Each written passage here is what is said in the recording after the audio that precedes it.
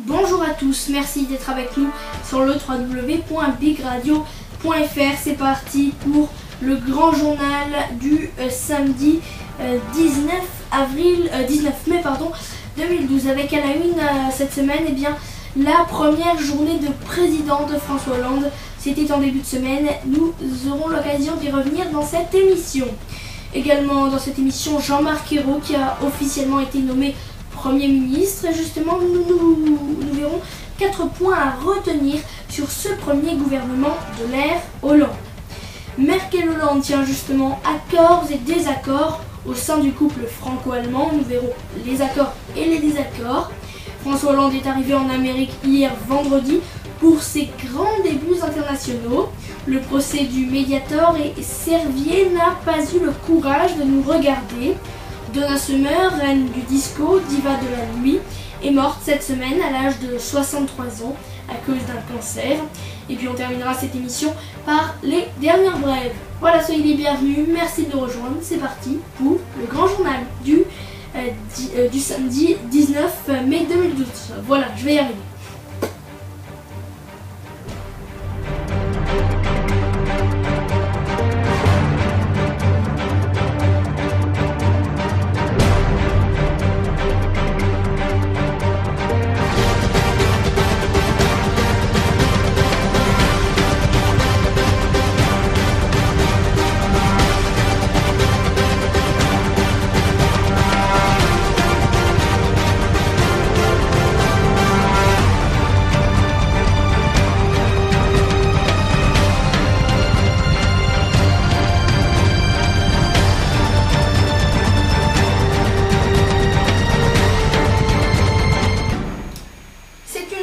Importante pour un président de la République, a déclaré François Hollande mardi 15 mai en fin d'après-midi sur le tarmac de l'aéroport militaire de Villacoublay, quelques minutes avant de s'envoler pour Berlin. On en parlera tout à l'heure.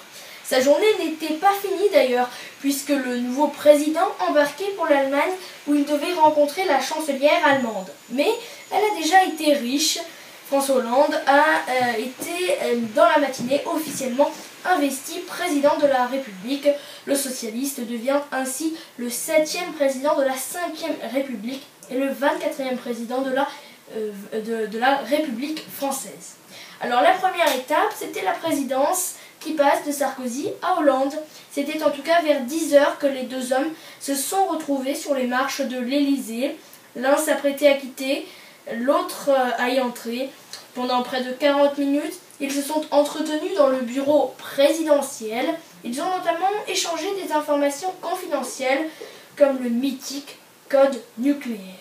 Pour la première fois, la nouvelle première dame, Valérie Trierweiler, s'est dans le même temps entretenue en tête-à-tête avec Carla Bruni-Sarkozy, la compagne de François Hollande, qui a par ailleurs fait part de sa volonté à réinventer cette fonction qui est non officielle. La deuxième étape était l'investiture et le premier discours d'apaisement, rompre avec une campagne violente et honorer ses successeurs tout en se distinguant. C'était le but de la cérémonie d'investiture qui a témoigné des deux objectifs du nouveau président. Élevé au rang du grand maître de l'ordre de la Légion d'honneur, François Hollande a ensuite été officiellement investi de sa mission. À compter de ce jour, vous incarnez la France, vous symbolisez la République, vous symbolisez les valeurs de la République et vous représentez l'ensemble des Français, a déclaré le président du Conseil constitutionnel, Jean-Louis Debré, après avoir rappelé notamment les résultats du second tour de l'élection présidentielle du 6 mai. Puis, lors de son premier discours de président de la République, François Hollande a affirmé que le pays a besoin d'apaisement, de réconciliation, de rassemblement. C'est le rôle du président de la République d'y contribuer. Selon le nouveau président, la première condition de la confiance retrouvée, c'est l'unité de la nation.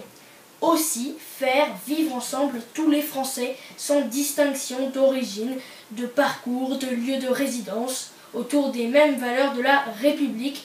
Tel est mon impétueux devoir, a fait valoir François Hollande.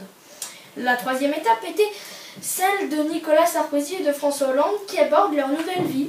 Et oui, cette fois, c'est François Hollande qui a raccompagné logiquement sur le perron Nicolas Sarkozy. Venu saluer le président sortant, de nombreux militants UMP étaient rassemblés devant l'Élysée. Nicolas Sarkozy et Carla Bruni, main dans la main, ont quitté le palais sous un mélange d'acclamations et de sifflets. Avant d'aller rendre hommage aux soldats inconnus sous l'arc de triomphe, François Hollande s'est accordé un premier bain de foule devant le palais de l'Élysée. Il s'est ensuite engouffré dans le véhicule présidentiel, une Citroën DS5 hybride, direction l'avenue des Champs-Élysées. Sous une pluie battante, le nouveau président a serré les mains des badauds et des spectateurs réunis pour assister à la cérémonie d'hommage. De retour au palais présidentiel vers 12h30, il a déjeuné en compagnie de sa compagne et d'anciens premiers ministres socialistes. La quatrième étape était le style Hollande, bain de foule sans parapluie. Et oui, le début d'après-midi a été consacré aux hommages à Jules Ferry d'abord, fondateur de l'école gratuite et laïque, un choix controversé en raison des positions colonialistes de cette figure française. François Hollande a notamment justifié son choix lors de son discours dans le jardin des Tuileries.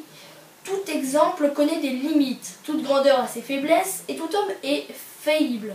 Je n'ignore rien de ses égarements politiques, a-t-il poursuivi. Sa défense de la colonisation fut une faute morale et politique.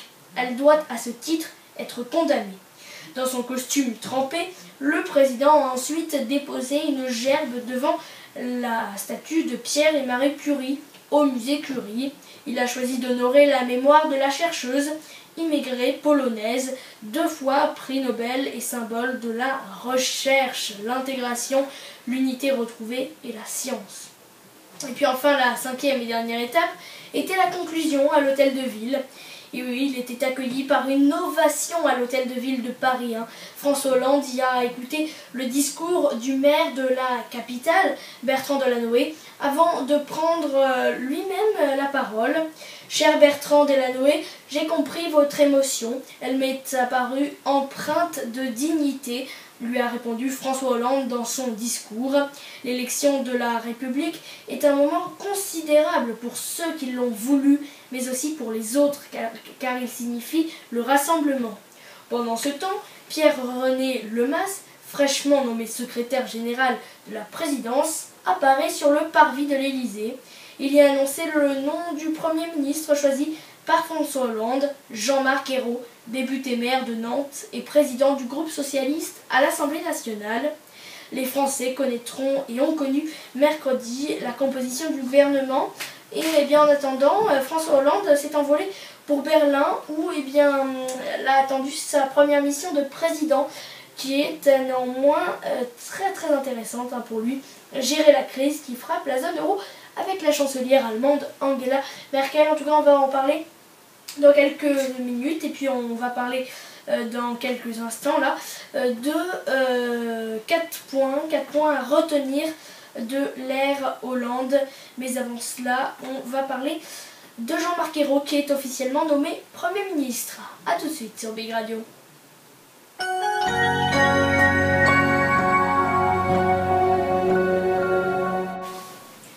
C'est un proche, mais pas un intime.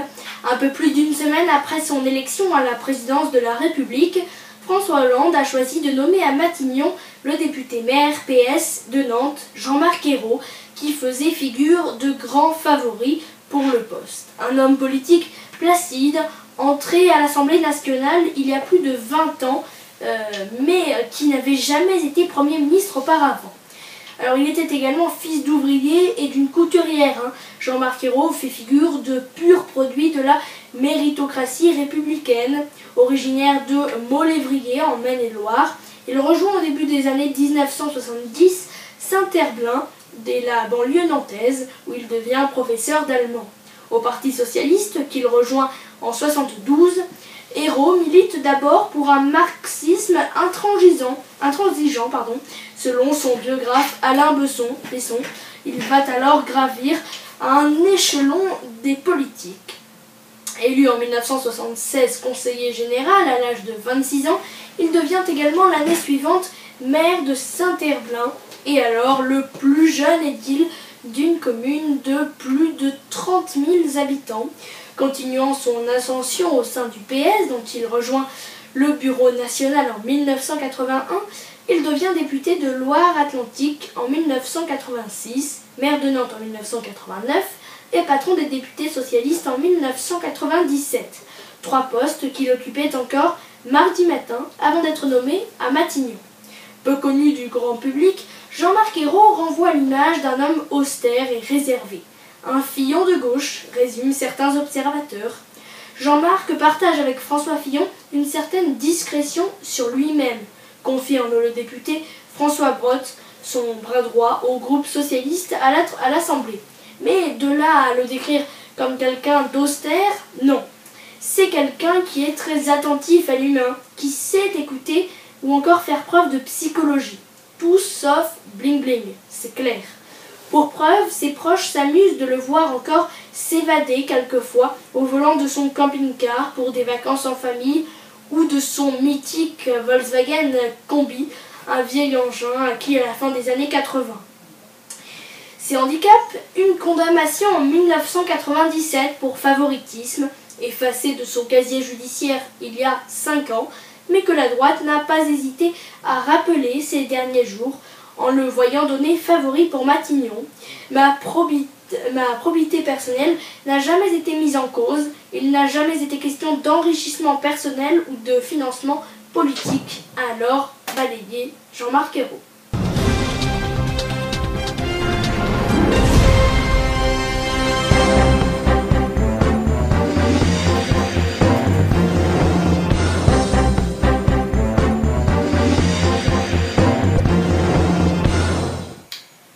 Plusieurs jours de suspense, François Hollande et Jean-Marc Ayrault, par la voix du secrétaire général de l'Élysée, ont dévoilé mercredi 16 mai la composition de leur tout premier gouvernement.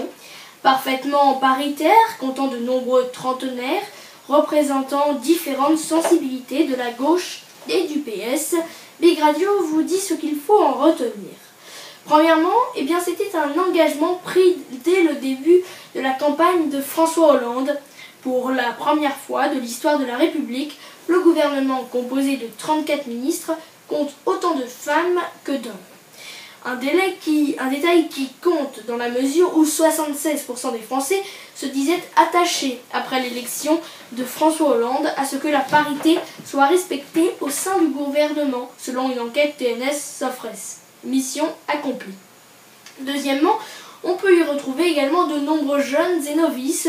Si la moyenne d'âge du gouvernement baisse sensiblement par rapport au gouvernement Fillon, 52,2 ans contre 53,2 ans, c'est surtout le nombre de trentenaires qui marque un renouvellement. Le premier gouvernement Ayrault en compte 7, soit 3 de plus que le dernier de Fillon. À 34 ans, Najat Vallaud-Belkacem en est la benjamine, mais aussi la porte-parole. Autre marque de renouvellement, 29 des 34 ministres nommés mercredi n'ont jamais occupé de poste gouvernemental sur le passé. Les 5 exceptions se nomment Laurent Fabius, Michel Sapin, Pierre Moscovici, Maryse Lebranchu et Jean-Yves Le Drian. Si l'absence de Martine Aubry est évidemment notable, plusieurs personnalités qui la soutenaient lors de la primaire socialiste en sont en revanche de la partie. Son conseiller politique, François Lamy, le porte-parole du PS, Benoît Hamon, au niveau économie sociale et solidaire, la députée Maryse Lebranchu à la réforme de l'État, la décentralisation et la fonction publique, la députée Valérie Fourneuillon pour les sports et la jeunesse, le député Alain Vidali, relations avec le Parlement, la réalisatrice Yamina Benguigui, française de l'étranger, ainsi que la francophonie. Dans la même veine, François Hollande chantre de la synthèse lorsqu'il était à la tête du PS et parvenu à composer avec Jean-Marc Ayrault une équipe représentant diverses sensibilités du PS et de ses partenaires. Adversaire de François Hollande lors de la primaire socialiste, Manuel Valls à l'intérieur et Arnaud Montebourg au redressement productif, font partie du gouvernement. Les royalistes sont représentés par Delphine Batho à la justice, Najat Vallaud-Belkacem aux droits des femmes et Dominique Bertioni à la famille. Les écologistes obtiennent 2 ministères avec Cécile Duflot pour le logement et l'égalité des territoires, ainsi que Pascal Canfin du développement. Les radicaux de gauche sont représentés par Christiane Taubira à la garde des Sceaux et Sylvia Pinel à l'artisanat, le commerce et le tourisme. Dès décembre 2010, François Hollande assurait au Figaro Magazine vouloir faire de la jeunesse sa première priorité et du redressement productif sa première exigence. Sans surprise, l'éducation et la jeunesse auront donc une place majeure au sein du gouvernement, avec pas moins de 3 ministres, Vincent Peillon à l'éducation, Georges-Paul Lauvogin à la réussite éducative, Valérie Fournion à la jeunesse et à l'éducation populaire. La ministre du redressement, le ministère du redressement productif, lui remplacera le traditionnel ministère de l'Industrie et aura Arnaud Montebourg à sa tête. Un ministère majeur pour celui qui prônait la démondialisation durant la primaire socialiste et qui sera amené à travailler étroitement avec ses collègues Michel Sapin au travail et dialogue social, Pierre Moscovici à l'économie et aux finances, Fleur Pellerin au PME, l'innovation et l'économie, et enfin Sylvia Pinel du commerce. Enfin, les affaires sociales, pilotées par la ministre Marisol Touraine, auront également une place de choix au sein du gouvernement. La désormais ancienne députée comptera pas moins de 3 ministres délégués à ses côtés. Michel Delaunay pour les personnes âgées et la dépendance, Marie-Arlette Carlotti pour le handicap et Dominique Bertioni pour la famille.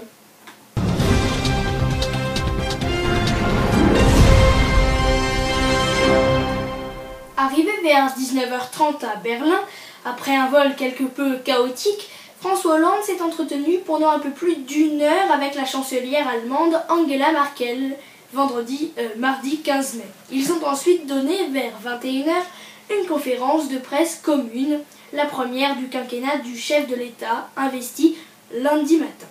Le couple franco-allemand y a affiché une certaine unité, tout en reconnaissant des antagonismes. Big Radio fait la liste de leurs divergences et de leurs convergences. Ce qui les réunit, c'est tout simplement le maintien de la Grèce dans la zone euro. Nous voulons que la Grèce reste dans la zone euro, a déclaré Angela Merkel dans cette conférence de presse commune à la chancellerie.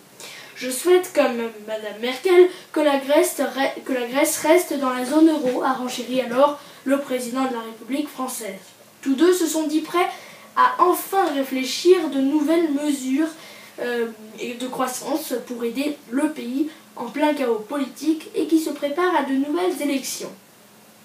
Là où ils sont également d'accord, et c'est le second et dernier point, c'est les devoirs du couple franco-allemand, puisque la chancelière allemande a affirmé que la France et l'Allemagne étaient conscientes de la responsabilité qu'elles avaient pour l'Europe et que les 2 pays avaient le devoir de travailler ensemble.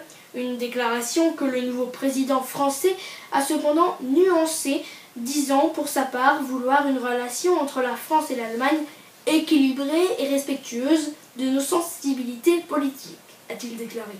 Ce qui les divise, là il y a carrément plus de sujets. Premièrement, c'est les eurobonds.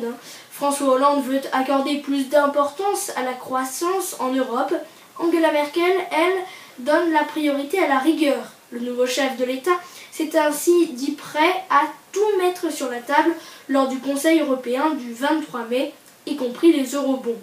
Ces obligations communes européennes sont tabous à Berlin. Deuxième sujet où ils ne sont pas d'accord, c'est le pacte budgétaire européen. François Hollande a aussi maintenu qu'il voulait renégocier le pacte budgétaire censé durcir la discipline budgétaire en Europe pour y adjoindre un volet croissance. Il a néanmoins ouvert la porte à un compromis avec la chancelière sur ce sujet. En effet, il a aussitôt ajouté qu'il se prononcerait définitivement sur une renégociation après avoir discuté avec elle. Et puis enfin sur la croissance, Angela Merkel a assuré qu'il y avait certes des points d'accord avec François Hollande sur la croissance, mais elle a toutefois reconnu qu'il s'agissait d'un concept général qui pouvait recouvrir différents types de mesures et admettant des signes de divergence. La chancelière allemande a eu beau affirmer que la presse évoquait des divergences plus importantes qu'elles ne le sont réellement entre elle et François Hollande, et bien des différences sont donc bel et bien apparues. À l'issue de cette conférence de presse, les deux dirigeants ont tout de même dîné ensemble avant que le président français ne rentre à Paris.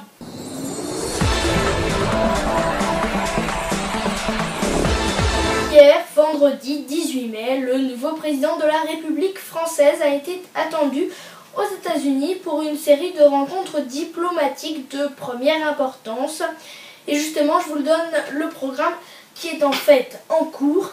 Vous allez voir pourquoi. Alors premièrement, hier soir, il y a eu un entretien avec Barack Obama. François Hollande a été attendu à la Maison Blanche, à Washington. C'était pour 19h heure française, 11h heure américaine. Et bien Barack Obama était avec François Hollande pour un premier tête-à-tête avec le président américain, avec le président français.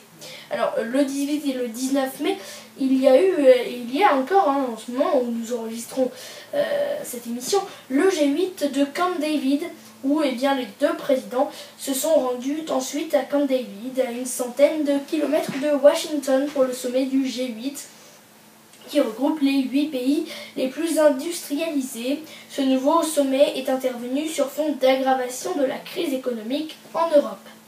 Suivi du 21 et 21 mai, enfin du sommet de l'OTAN, puisque dès demain dimanche, François Hollande se rendra à Chicago pour un nouveau sommet, celui de l'OTAN, où le nouveau président doit officialiser sa proposition numéro 59 de son programme électoral, qui est le retrait d'Afghanistan des 3400 soldats français dès 2012. Sur ce dossier, les négociations s'annoncent rudes, puisque selon les Échos, les Américains espèrent bien convaincre François Hollande de maintenir les troupes françaises jusqu'à la mi-2013.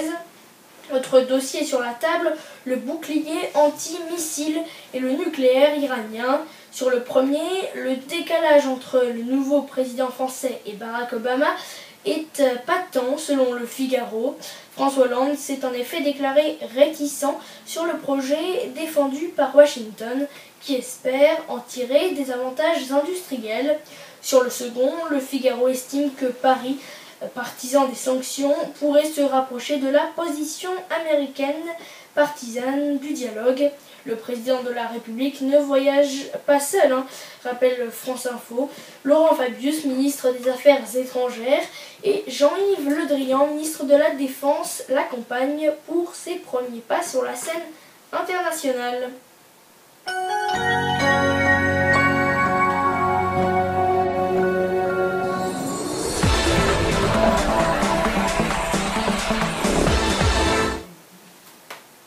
C'est instructif de voir les assassins de mon cœur, comme Michel, 69 ans et originaire de Villeparisis en Seine-et-Marne, une trentaine de victimes du Mediator, ce médicament qui aurait causé la mort d'au moins 1300 personnes, ont fait le déplacement au tribunal correctionnel de Nanterre dans les Hauts-de-Seine, lundi 14 mai, pour la première audience du procès. Celle-ci était consacrée à des questions de procédure sur lesquelles le tribunal se prononcera finalement le 21 mai. Les victimes ont tenu à assister au premier jour du procès pour tromperie aggravée de Jacques Servier et des laboratoires qu'il a fondés. Celui-ci s'est laissé photographier et filmer avant le début de l'audience, mais n'a fait aucune déclaration. 4 ex-cadres de Servier et de Biopharma, qui a commercialisé de 1976 à 2009 le Mediator, anti-diabétique, prescrit par les médecins comme coupe-faim, comparaissaient également. Dans le public, il y a aussi des témoins, comme Irène Frachon, pneumologue au CHU de Brest, une des premières à avoir révélé l'ampleur du scandale. Avant le début de l'audience, elle se dit combative et confiante sur la tenue du procès. Jacques Servier est à sa place face à un juge, ajoute-t-elle, face à l'une des caméras de nos confrères de France Télévisions. Irène Frachon quitte finalement la salle 1 heure après le début du procès. à la demande de la présidente du tribunal, Isabelle Prévost-Després. La magistrate préfère que les témoins n'assistent pas au débat de lundi, consacré aux questions de procédure judiciaire. Les témoins seront informés par voie de presse de leur convocation, déclare-t-elle. Un trait d'humour pour évoquer le traitement médiatique de l'affaire et souligner la présence de nombreux journalistes dans une salle d'audience pleine à craquer. Vêtu d'un costume gris sur lequel apparaît sa Légion d'honneur, remise par Nicolas Sarkozy, Jacques Servier, 90 ans, est resté assis, immobile, bras et jambes croisés. Il ne s'est levé que pour décliner son identité. « J'aimerais lui parler en tête-à-tête, lui dire qu'il m'a tué, réagit Michel, à la première suspension d'audience. Je ne peux plus faire de vélo. Pour tourner ma pelouse, il me faut le double du temps car je suis essoufflé, ajoute l'homme, qui a pris de Mediator à l'origine de graves lésions des valves cardiaques entre 2003 et 2009. À l'issue du procès, Michel espère donc obtenir des excuses de Servier et surtout un dédommagement. Mais après les premières heures d'audience, il craint que le procès ne s'éternise. De fait, le procès s'est ouvert par une bataille de procédure. Les avocats de Servier ont plaidé diverses demandes pour le faire annuler ou même le renvoyer. Ils ont soulevé deux questions prioritaires de constitutionnalité qui consistent à contester la conformité des textes appliqués avec la Constitution. La première concerne le délai de prescription en matière de tromperie. La deuxième s'interroge sur la difficulté pour Servier et ses laboratoires d'être jugés à Nanterre alors qu'ils sont mis en examen pour les mêmes faits à Paris. Hervé Thémine, l'avocat de Jacques Servier, a dénoncé une lapidation médiatique. « Je suis pollué par les tweets, par Internet », a-t-il déploré. Les prévenus, dont Jacques Servier, sont amenés à devoir comparaître pour des faits pour lesquels ils ont été mis en examen au pôle santé de Paris. Cette situation est insupportable, a-t-il argué. Nous sommes dans une situation tellement aberrante, tellement contraire au droit. La question prioritaire de constitutionnalité est donc posée. Amiante, hormone de croissance sans contaminer, les avocats des parties civiles ont de leur côté utilisé les exemples des grands scandales sanitaires pour affirmer leur légitimité de la procédure. Une citation directe pour tromperie aggravée. Les victimes veulent une condamnation exemplaire et attendent de la compassion, a souligné l'un d'entre eux, Charles-Joseph Houdin. En tout cas, la première journée du procès s'est finalement achevée sur les débats autour de la demande d'une expertise judiciaire et d'un supplément d'information réclamé par les avocats de Servier. Ces sollicitations sont prématurées mais pas aberrantes, a indiqué le représentant du ministère public. « Je ne peux trancher ni dans un sens ni dans l'autre », a ajouté Philippe Bourillon. La décision revient donc au tribunal et elle sera rendue lundi 21 mai et elle permettra d'établir si le procès doit continuer en l'état.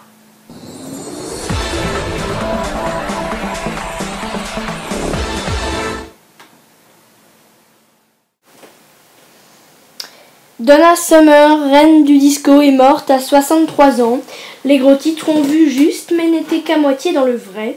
Oui, Summer était royale dans sa musique comme dans son esthétique, et elle en a fait plus que n'importe qui dans les années 70 et 80 pour hisser l'énergie et la palpation des nightclubs en tête des hit parades. Mais le disco n'était pas l'alpha et l'oméga de sa musique. La discographie de Summer était un mélange de gospel, de rock, de new wave, de synth-pop ou encore de new jack swing et même de comédie musicale.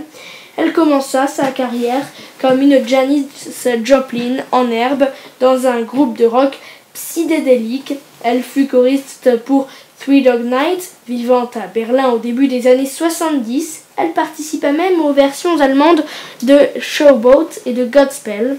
Elle était une pionnière de sa collaboration avec le producteur italien Giorgio Moroder, qui fut à l'origine des hits parmi les plus visionnaires de son époque, à commencer par I Feel Love, qui transformera la pop sur de bon avec l'inquiétante étrangeté de son rythme robotique. Mais Summer gardait une âme old school. I Feel Love se retrouve sur I Remember Yesterday, un album qui combine des rythmes dance avec les styles musicaux des années 40, 50 et 60. Lors de ses interviews, elle voyait dans Marilyn Monroe son modèle vocal pour Love to Love You Baby, son hit sexy et novateur. Ces hymnes disco reconnaissables entre mille et mille avaient une touche classique de langueuses mélodies sur lesquelles déferlait une rythmique assourdissante. Ces textes aussi regardaient en arrière. Turn up the old Victoral, allume le vieux gramophone, chantait-elle dans Dim all the light, gonna dance the night away. Je vais danser toute la nuit. Elle n'avait rien des divas disco à l'impressionnante cage thoracique, celle qui vous faisait capituler sur la piste de danse au son d'une rythmique explosive. La voix de Donna Summer n'était pas une détonation ou un hurlement, elle flottait. Ce qui lui manquait en force, elle le rattrapait en finesse. Et la version de 17 minutes de Love to Love You Baby, absolument et magnifiquement chantée pour une raison précise, puisque l'arme secrète de Summer était son écriture. Elle avait un don pour la mélodie et le génie de la mélodie et des histoires. Le disco était un genre créé autour des maxi 45 tours, mais Summer misa sur de longues suites plus proches du rock, des concepts albums qui s'étalaient en double 33 tours à couverture dépliante comme les disques des Pink Floyd. Les chansons étaient intelligentes, précises, mais surtout sophistiquées, l'œuvre d'une femme qui avait quitté Boston et une éducation extrêmement religieuse, et elle s'était installée à l'étranger avant d'obtenir ses galons dans le milieu branché. Comme tout le disco, la musique de Summer était ambitieuse, mobile. C'était un magnifique mosaïque musicale et une magnifique musique populaire. Summer portait un éclat jet-set dans les palmarès de la pop. Mais ses meilleures chansons ne révèlent pas du glamour. Elles tournent autour de la désolation. Les chansons de rupture furent sa spécialité. Heaven Knows on the Radio ou encore MacArthur Park. Si Donna Summer est en effet la reine du disco, c'est peut-être aussi parce que ses chansons captaient l'extase de la nuit, mais aussi et surtout ses angoisses, les envies irrépressibles d'amour, de sexe et de communion, la peur constante de vous retrouver au petit matin, une fois la soirée terminée, chancelant et sans personne à votre bras. This is the last dance, last chance for love. I need you by me. Beside me to guide me. C'est la dernière danse, la dernière chance d'amour. J'ai besoin de toi, près de moi, à côté de moi, pour me guider. Chantait Donna Summer. Elle faisait de la musique pour les bacchanales du samedi soir, les remises en question du dimanche et pour tous les autres jours de la semaine aussi. Donna Summer est morte donc cette semaine, cette merveilleuse chanson, la reine du disco et la diva de la nuit.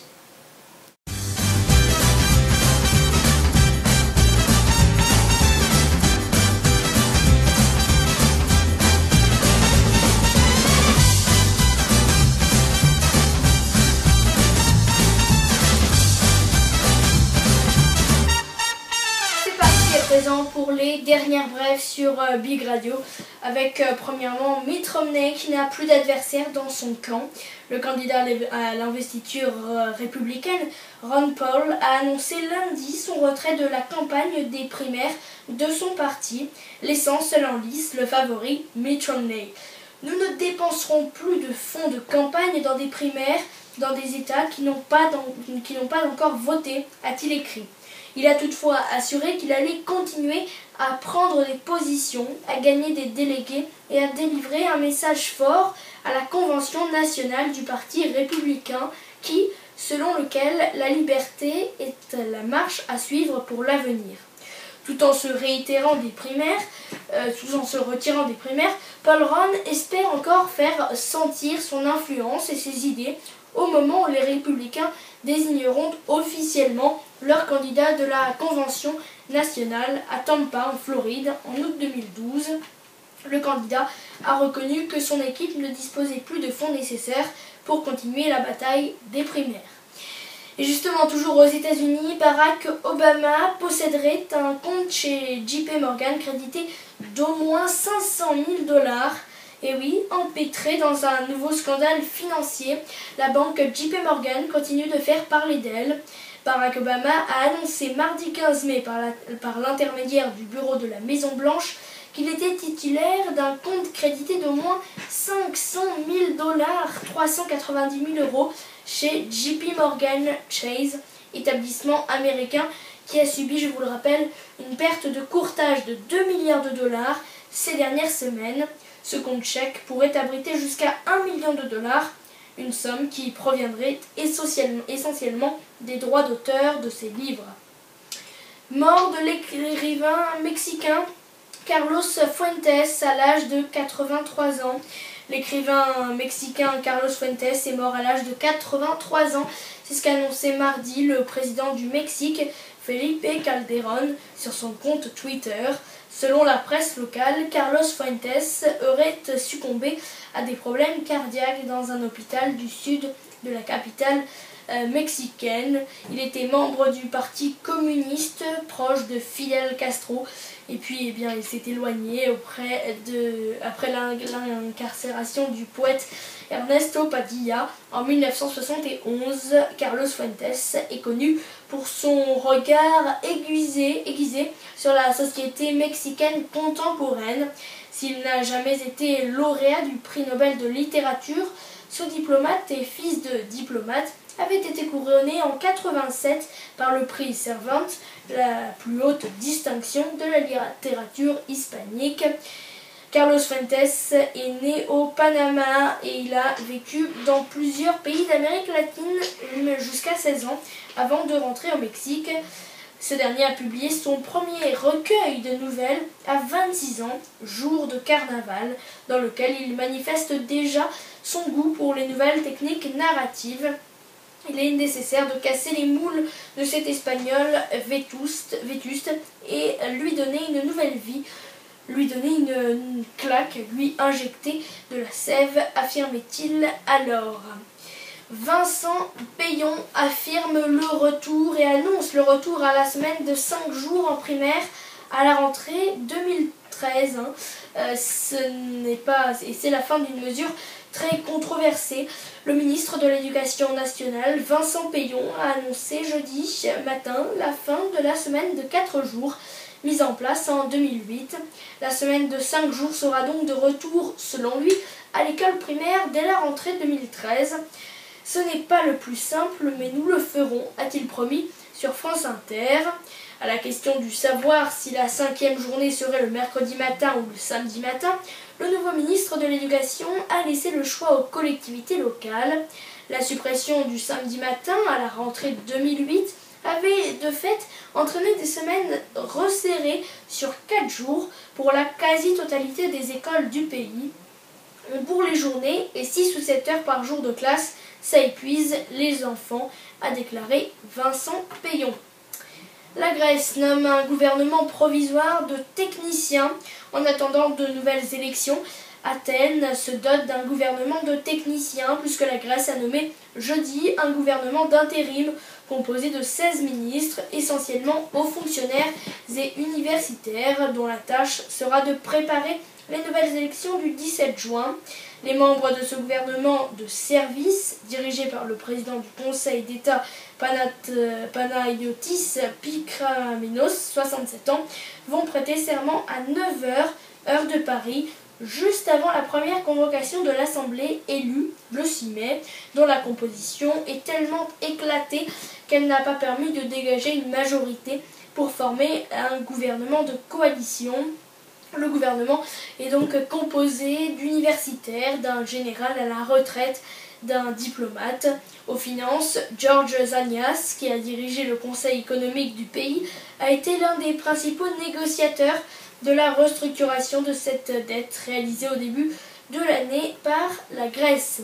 Et justement, toujours en Grèce, la Grèce a été analysée donc par une crise politique et doit organiser de nouvelles législatives, on vient d'en parler.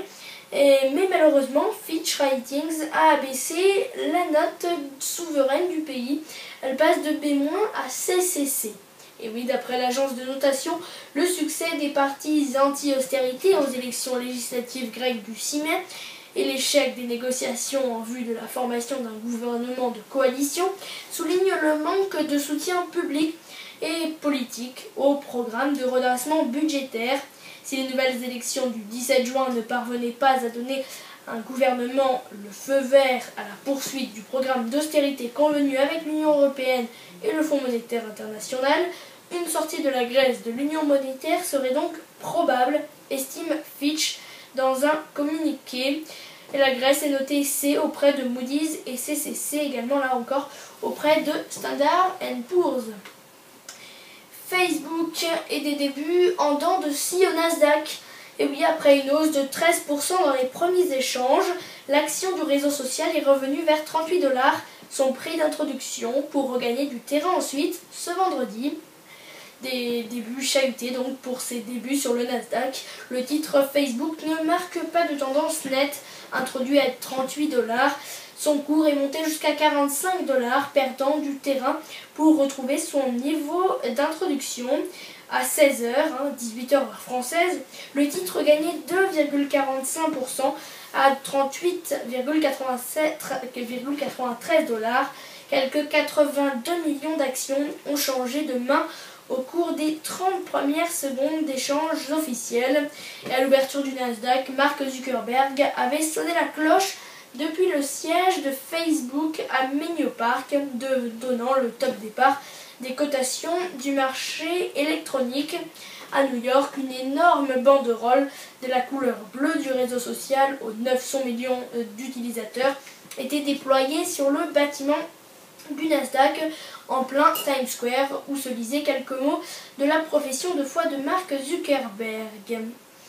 On passe au sport à présent avec les Jeux Olympiques de Londres et c'est finalement l'escrimeuse Laura Flessel qui sera la porte-parole du drapeau. Elle a été préférée au basketteur Tony Parker. Eden Hazard est sacré meilleur joueur de la Ligue 1 pour la deuxième fois. Et oui, et de 2-1, l'attaquant belge Eden Hazard, qui joue au LOSC, a été sacré meilleur joueur de la Ligue 1 pour la deuxième année consécutive lundi, lors de la cérémonie des trophées UNFP, l'Union nationale des footballeurs professionnels. Eden Hazard, 21 ans seulement, a été préféré au Parisien Néné et au Montpellierin Olivier Giroud et Younes Belhanda. En 2009 et 2010, Hazard avait déjà été distingué du trophée de meilleur espoir. Et même si Lille, auteur de la saison dernière du doublé Coupe et Championnat, devra cette saison se contenter de la 3e place, le choix d'Eden Hazard n'est vraiment pas une surprise, tant le Belge a réussi sa saison. Il a ajouté ses qualités naturelles, une constance dans l'efficacité devant le but qui n'était auparavant pas un point fort. Et en tout cas, ce qui est sûr, c'est que Eden Hazard veut quitter Lille pour l'Angleterre. On verra tout cela donc pour le mercato d'été, même si il n'a qu'à choisir Eden Hazard entre le rouge de Manchester United et le bleu de Manchester City, qui est Manchester City champion d'Angleterre au passage. Et eux doivent débourser environ 40 millions d'euros pour acheter ce joueur. Outre le meilleur joueur de Ligue 1 qui était Eden Hazard, on retrouve en meilleur espoir Younes Belhanda qui joue à Montpellier, en meilleur gardien Hugo Lloris qui joue à Lyon, ça c'est pour la Ligue 1 toujours. Meilleur entraîneur de Ligue 1 est bien sûr celui de Montpellier, René Girard. Meilleur joueur de Ligue 2 est Jérôme Rotten de Bastia. Et puis le meilleur gardien de Ligue 2 est Magno Novaes, toujours à Bastia. Et puis le meilleur entraîneur de Ligue 2 est celui de Bastia, Frédéric Hans Bastia, qui, je vous le rappelle, montera en Ligue 1 la semaine prochaine. Et puis du côté des joueuses, des femmes, la meilleure joueuse de D1 a été remise à Gaëtane Tinet de la Juvisy. Voilà, on parle à présent de l'Euro 2012 le 9 mai, Laurent Blanc débutait un processus inédit dans l'annonce de la sélection française pour l'Euro 2012 de football en Ukraine et en Pologne. La révélation en 2 fois d'une liste un peu élargie qui devrait être écrémée avant fin juin. Le premier chapitre s'est déroulé le 9 mai sans encombre dans l'indifférence même. Comme prévu, Ribéry et Ben Arfa ont été appelés. Le trop jeune prodige du Real Madrid, Raphaël Varane, a été recalé pour la seconde partie. Les choses prêtent un peu plus à controverse, ce qui force le sélectionneur des Bleus à s'inscrire dans une longue liste de psychodrames dont nous avons parlé la semaine dernière.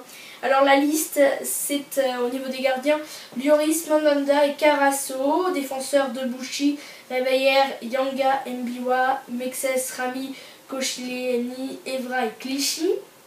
Au niveau des milieux de terrain, Diarra, Gourcuff, Martin, Mvila, Matuidi, Kabay, Malouda et Nasri. Et puis les attaquants, Giroud, Menez, Valbuena et Rémy, Ribéry, Benzema et Ben Arfa, soit au total 26 joueurs. Et puis enfin Lyon en football féminin qui remporte à nouveau la Ligue des Champions dames. Lyon et les Lyonnaises se sont imposées 2-0 face à Francfort. Big Radio vous décryptera ce match demain dimanche à 17h. Voilà donc pour les dernières brèves et une actualité bien chargée cette semaine. Voilà, c'est la fin de cette émission. Merci à vous tous et toutes de l'avoir suivi. N'oubliez pas que exceptionnellement demain dimanche nous ne nous retrouverons pas, mais nous serons là la semaine prochaine, dès samedi donc à 19h. Bonne semaine à vous, d'ici là, portez-vous bien.